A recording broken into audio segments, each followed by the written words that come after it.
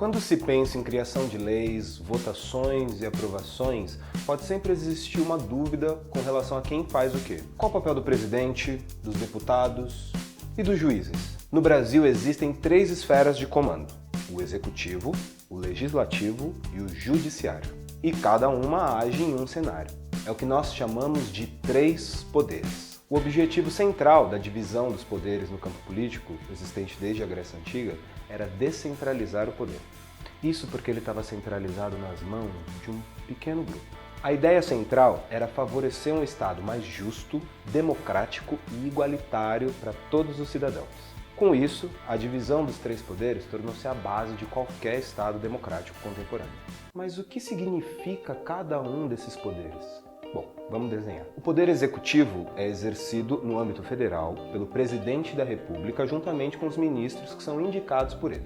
Na esfera estadual, o poder se concentra no governador e nos seus secretários estaduais. E na esfera municipal, no prefeito e nos seus secretários municipais.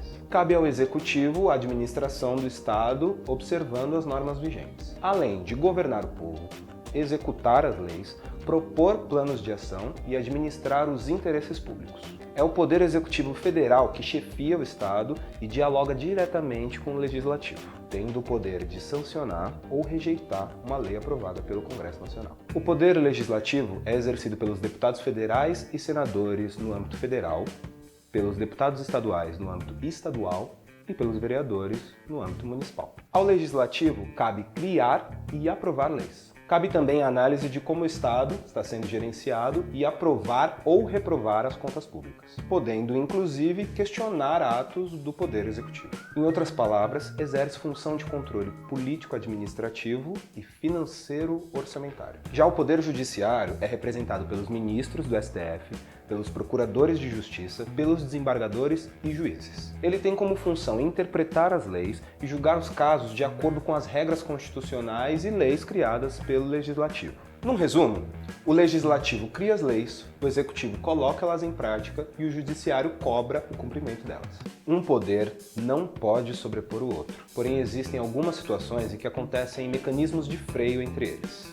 Do Poder Executivo em relação ao Legislativo. Pode existir a adoção de medidas provisórias com força de lei, conforme o artigo 62 da Constituição Federal, que diz: em caso de relevância e urgência, o Presidente da República poderá adotar medidas provisórias com força de lei, devendo submetê-las de imediato ao Congresso Nacional. Do Poder Legislativo em relação ao Executivo.